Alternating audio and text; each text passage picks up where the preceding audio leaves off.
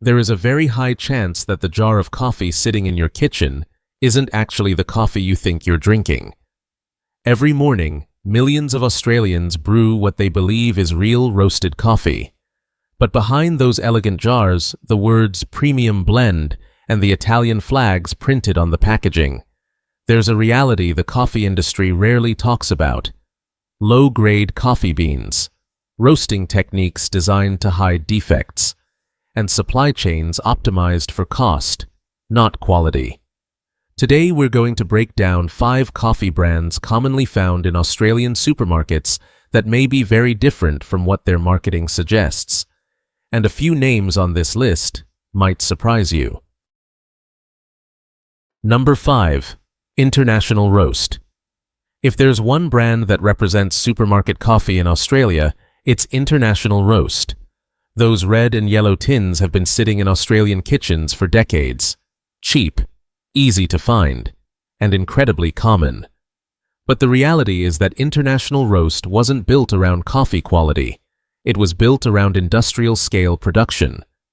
The brand is owned by Jacobs Douwe Egberts, one of the largest coffee companies in the world, processing millions of tons of coffee every year.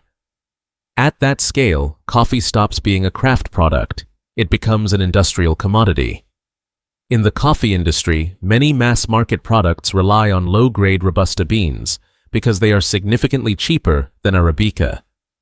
And to hide the flaws of these beans, manufacturers often use a familiar tactic, extremely dark roasting. The darker the roast, the more the flavor becomes standardized. Defects like poor bean quality, bad storage, or weak flavor almost disappear under a layer of burnt bitterness. The result is a coffee that tastes strong and bitter, but completely lacks depth and complexity. And Number 4. Moccona. Moccona is positioned very differently. Instead of looking cheap, it's designed to appear more premium. Glass jars, freeze-dried coffee crystals, elegant European imagery. All of it creates the impression that this is a higher quality instant coffee. But there's an interesting detail that many people don't know. Moccona actually belongs to the same parent company as International Roast. That means their supply chains and raw bean sources are often very similar. The main difference lies in the processing method. Moccona uses freeze-drying rather than the more common spray-drying process. Freeze-drying preserves more aroma and volatile compounds, which is why when you open a jar of Moccona, the coffee smell tends to be noticeably stronger. But there's an important reality: freeze-drying cannot improve the quality of the beans themselves. If the original raw material is average or low grade, the freeze-drying process simply preserves a slightly better version of that same raw material. Number 3. Nescafé Gold. Nescafé is the largest coffee brand in the world.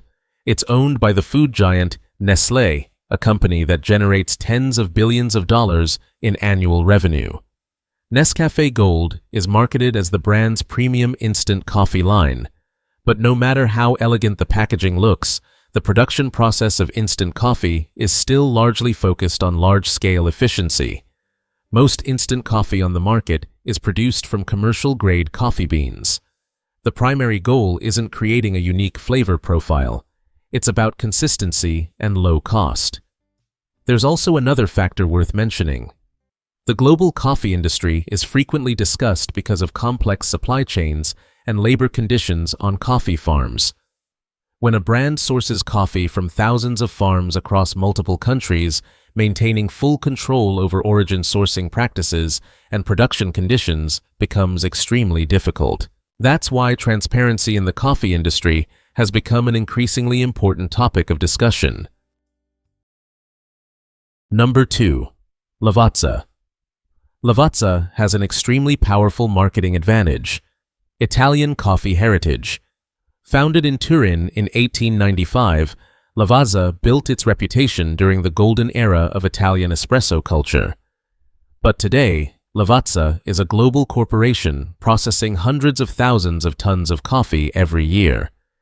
At that scale, coffee is typically sourced through large commodity brokers rather than purchased directly from individual farms. Many of Lavazza's blends also contain Robusta beans, which help reduce costs and increase the strength of the coffee. For commercial espresso, this isn't always a bad thing. But for consumers who believe they are buying a premium product simply because of the Italian imagery on the packaging, the actual experience can sometimes be very different from what they expected. Number 1. Starbucks. At home. Starbucks is one of the most powerful coffee brands in the world. But the interesting thing is that Starbucks didn't build its empire on coffee flavor alone. They built it on experience. The atmosphere of the cafe, sweet customized drinks, and powerful brand habits. Starbucks's roasting style reflects that philosophy. Most of their beans are roasted very dark, creating a flavor that is strong and consistent. But there's a downside. When coffee is roasted too dark, the natural characteristics of different coffee-growing regions often disappear. As a result, many different coffees end up tasting surprisingly similar. The Starbucks. At-home products bring this exact roasting style into supermarkets. For people who enjoy that familiar dark roast flavor, there's nothing wrong with it. But for those exploring the world of specialty coffee, it represents only a very small part of what coffee can truly offer. The truth is, Australia has one of the most impressive coffee cultures in the world. From Melbourne to Sydney, hundreds of independent roasters treat coffee like an artisanal agricultural product, not an industrial commodity. Small batch roasting, direct sourcing from farms, and coffee delivered just days after it's roasted.